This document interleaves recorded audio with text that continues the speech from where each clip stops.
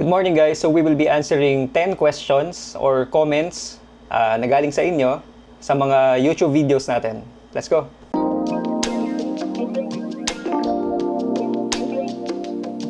So pumili lang ako ng 10 tanong. Mga random questions lang to, no? At yung iba ay nasagot ko na rin naman na.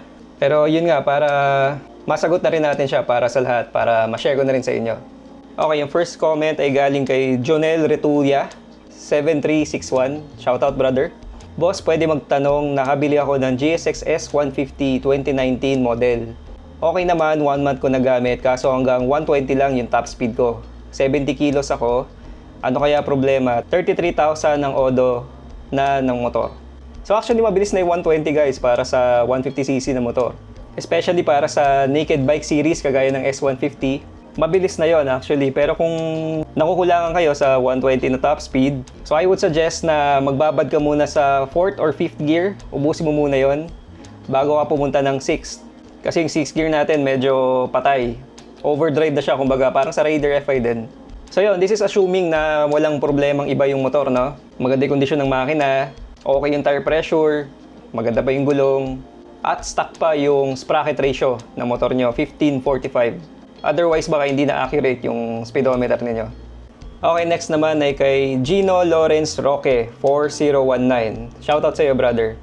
Sana content mo next is yung sa tingin mong pros and cons if magpapalit ka ng clip-on handlebars. May mga GSX S150 kasi ako nakikitang gano'n ang setup. So actually, may nakita nga akong S150 na kinonvert, full conversion sa R. Palit body fairings, and palit handlebars. Talagang ginawa niyang GSX-R yung S niya. Same na model na sa akin, yung blue yung mags, tapos black yung kaha. Ganda, ganda rin.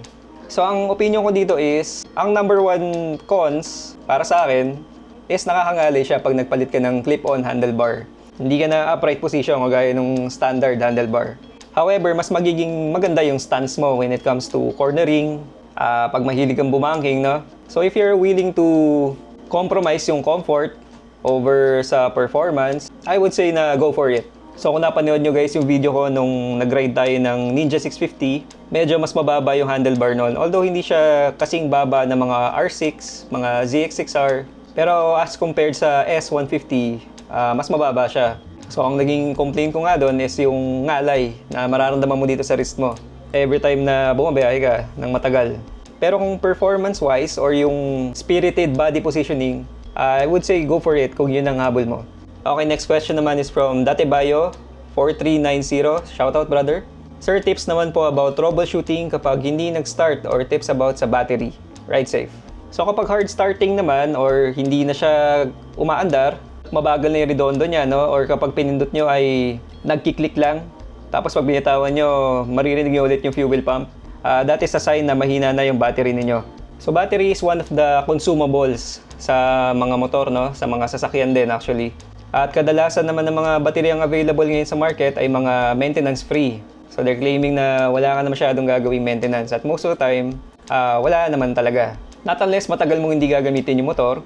So I would suggest na i-plug mo siya sa trickle charger na tinatawag.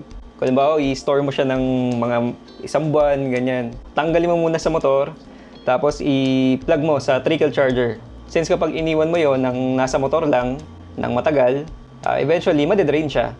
Kinokonsume pa rin yon ng motor ng paunti-unti, kahit nakapatay siya. Kaya if ever na hindi nyo gagamitin ng matagal yung motor, might as well tanggalin nyo na lang muna. Kahit na wala kayo nung sinasabi ko na trickle charger, mas maganda kung tanggalin nyo rin muna talaga siya. Itago nyo lang muna sa cool and dry na area. Okay, next naman is from Sir Renardo Wanson. Tama po ba? Renardo Wanson 1577. Shoutout sir. Sir, any tips para sa idle problem? Kasi pag binuhay ko siya, namamatay siya, tapos pag tinry ko ulit, nabubuhay, tapos mamamatay ulit hanggang uminit siya, saka nagstay na mabuhay. Pero parang kinakapos. Any tips sir? Thanks in advance. Okay, so ang idle problem guys is usually caused by 3 things. Either kulang sa air, or kulang sa fuel, or walang spark. So kapag kulang sa air, meaning rich siya, or kapag kulang naman sa fuel, lean naman siya, at kung wala namang kuryente, walang spark, baka may problema sa spark plug. So check nyo rin yung kuryente nyo guys, check nyo yung spark plug kung hindi pa upod. check nyo yung spark plug cap, spark plug wire, ignition coil. Check nyo kung dumadaloy ba yung kuryente, nabibigay ba siya ng spark, para ma-rule out din natin na walang problema sa kuryente. At yun nga, na-mention din yan na kinakapos. So mga check nyo dyan is yung air filter, throttle body, fuel injector, fuel filter. Check nyo kung walang bara yung fuel system, at saka kung hindi marumi yung air intake system. Okay, next naman ay kay Sir Marwin Cooley. Shoutout brother. Nice boss, may kukunin ako na ganyan ng kulay 2022-23 model. Almost brand new, break-in stage pa lang kasi 642 pa lang ang odo. Tips nga boss para sa pag-break-in. So sa break-in guys, I would suggest that you follow the owner's manual. Since minsan nyo lang naman gagawin ng break-in. Sa umpisa lang naman yan. So based dito sa owner's manual, sa first 800 kilometers, kailangan nasa below 55 RPM. Huwag kayong tataas doon. Kapag naabot nyo na yung 1,600 kilometers sa odo, hanggang 8,500 RPM lang kayo. At kung lampas 1,690 tinakbo nyo, yun na, pwede nyo na sagarin hanggang 11,500. Wala actually 13,000 ang limiter ng S150, no? Pero nirecommend din na dito na 11,500 lang. For safety na rin. Pero to be honest guys, nung nagbe-break-in ako, hindi ko naman sinunod yan. Ginamit ko lang yung motor na parang normal. Kung paano ako magpatakbo ng motor, ganun lang din. At ang importanteng ma-break-in natin sa mga brand new na motor is yung gulong.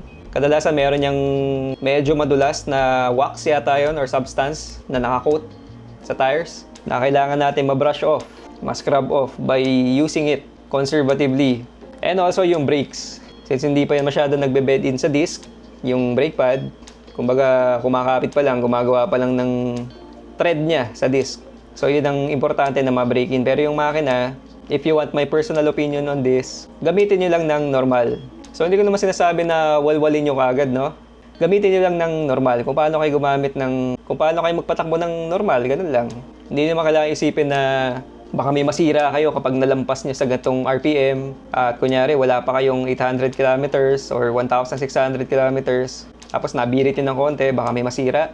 Hindi nyo kailangan masyadong isipin yun guys. So as long as you follow yung recommended na change oil interval and you ride your motorcycle normally, wala kayo masyadong iisipin. Bukod nga lang doon sa preno at sa gulong. So yun ang kailangan nyong ingatan at i-break in. Okay, next naman ay kay Justin Blaser. Shoutout brother. Boss, kung magpapalit ako ng muffler, need ko pa ba magpalit ng ECU? So yes, need natin magpalit ng ECU kapag nagpalit tayo ng muffler or any other performance modifications na ilalagay natin sa motor or sa makina. So that is because ang stock ECU natin ay nakatune para sa mga stock parts ng ating motor. At kapag may pinalitan tayo doon, hindi na siya magiging align sa tuning ng ECU natin. So kailangan natin magpalit ng ECU kapag nagpalit tayo ng muffler or ng cams or ng throttle body para ma-compensate yung changes na ginawa mo sa motor mo at para tumakbo pa rin siya ng maayos. Okay, next naman is from Engineer Luis Lapus 8898. Shoutout Engineer. Brother LJ, new follower here. Thank you sir. Have you ever encountered this? I have problem on my bike when I try to push the ignition switch of my GSX 150. It will not start and make a click sound and then the fuel pump restart. So ito yung na-mention ko sa inyo kanina guys. This sounds like a battery problem. Hindi daw nag-i-start at nagkiklik lang kapag pinush natin and then nagre-reset yung fuel pump. Since before I had a problem with the starter relay. Yun, nagpalit na ako nun guys dati. And ang nangyari nun is pag pinush ko yung push start, nagkiklik lang siya. Parang tick, tick, gano'n lang. Pero hindi nagre-restart yung fuel pump. At first I thought it was the battery. So nagpalit ako ng Amaron na battery. Akala ko deads na yung stock battery. Pero hindi pa pala. Nung nagpalit ako ng relay, yun. Nawala yung problema. Since kahit nung nagpalit ako ng bagong battery, ganun pa rin. Nagkiklik-click lang din siya. So, starter relay yung problema kapag ganun. Pag clicking sound lang.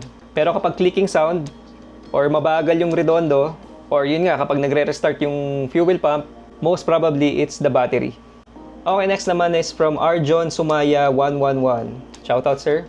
Sir, may nabibili pa ba na brand new fairings para sa S150 natin? So meron pa din guys, meron pa ring stock na mga fairings sa kasa. Or kung hindi naman ay kay Sir Venworks, kay Joben Nang, pwede kayong umorder sa kanya. Or kay Berting Cycle Parts. Authorized dealer din ng Suzuki parts. So yun yung mga options ko guys. kung saan ako kumukuha ng mga pyesa. Pero I'm sure marami pang iba dyan na nagbebenta ng mga fairings, mga SGP parts para sa GSX-S natin. So yes, meron pa. May mga brand new fairings pa para sa S150. Okay, next naman is from Soul PNP Deg 15. Tama ba? Sir, ask ko lang po kung safe ba magpalit ng sprocket size kahit hindi naka-remap or naka-programmable ECU. So yes sir, safe po magpalit ng sprocket kahit hindi ka nagpa-remap or nagpalit ng programmable ECU. So wala naman siyang relation between the ECU and the sprocket size. Ang magiging apektado lang dyan is yung speedometer ninyo. Depende kung anong sprocket size ang ilalagay ninyo, kung anong sprocket ratio. Either magiging mataas yung reading ng speedometer ninyo or mababa. In short, hindi na siya magiging accurate kapag nagpalit kayo ng sprocket size na hindi stock. So again, ang stock natin is 15 yung front, 45 yung likod. Kadalasan if you want torque or acceleration, papalitan mo yung sprocket sa likod ng mas malaki, gagawin mong 46, 47, 48. Or papalitan mo yung harap, gagawin mong 14. At gagaday arangkada nun. Pero again, yun nga lang, hindi na magiging accurate yung speedometer mo. Okay, next naman is from Jose Gekain 944. Shoutout brother. Boss, baguhan pa lang ako sa GSX S150. Ano po mga piyesa na compatible sa motor na ito? Ball race, mga ganon. So, ang GSX guys ay shared engine with the Raider FI. So, kung compatibility-wise, pagdating sa makina, halos lahat ng piyesa na ginagamit ng Raider FI ay papasok sa S150 natin. Pwera na lang yung throttle body nun kasi mas maliit yun eh. 30mm yung throttle body ng Raider, 32 naman yung sa atin. At sa sprocket din, magkaiba sila. Injectors, magkaiba din. So marami pa rin pinagkaibahan yung makina ng Raider FI sa GSX natin. Pero kung compatibility-wise, yung mga common parts ay halos parehas lang naman sila. Sa mga ball race naman, I would suggest SGP parts ang kunin nyo. Always go for the original parts first bago tayo humanap ng mga aftermarket or yung mga replacement, kumbaga, para ma-maintain natin yung quality at yung durability ng motor natin. Sa brake pads naman, alam ko yung panglikod ay same ng Gixxer 155 at yung pangharap ay same ng Raider nga, pang Raider din. So yun, hindi ko na isa-isayin kung ano yung mga compatible na parts na pwede sa ibang motor, no? Para sa S150 natin. I would suggest lang na kunin nyo lagi is SGP. Suzuki parts muna. Okay, ang last is from Jobert Garcia 2321. Shoutout brother. Sir, tuwing kailan ba dapat magpalit ng coolant? So, based dito sa manual natin guys, ang nakalagay dito, if ang gagamitin natin is yung Suzuki Long Life Coolant, yung kulay green, replace every 2 years or 8,000 kilometers, whichever comes first.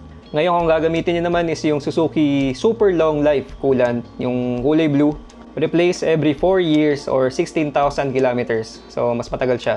So, ako guys, personally, ang gamit ko yung green lang, yung long life lang. Nagpapalit ako every 2 years or 8,000 kilometers. So, sinusunod ko lang din kung ano yung nasa manual. And pagdating sa coolant guys, I would also suggest na SGP lang din ang gamitin nyo. Since may mga instances na nagkakaroon ng problema yung cooling system kapag gumamit kayo ng ibang brand. So, ang marirecommend ko sa inyo at marirecommend din ng mga veterano pagdating sa makina ng Raider or ng GSX-S, kagaya ni Sir Joven, na gumamit lang kayo ng SGP na coolant. Huwag nyo siyang haluan ng iba. Okay, shoutout naman tayo kay Papa Leo. Shoutout Lods, will buy soon ng Action 4. Ipon muna, pahingi stickers and location mo Lods. So shoutout sa'yo Papa Leo.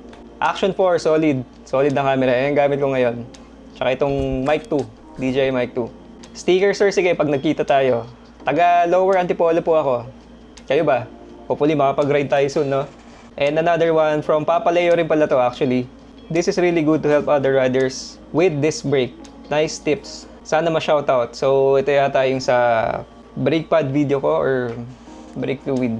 Anyway, shoutout sa'yo, Papa Leo. Salamat sa support. So anyways, yun lang guys. I hope ay nakatulong yung mga answers na binigay ko sa inyo sa mga questions ninyo. And comment lang kayo guys sa mga videos natin na tatry ko ulit gawan ng mga question and answer videos yan. I-compile ko lang sila, no? Para masagot ko rin isa-isa. So thank you. I hope this helped. God bless. Bye-bye.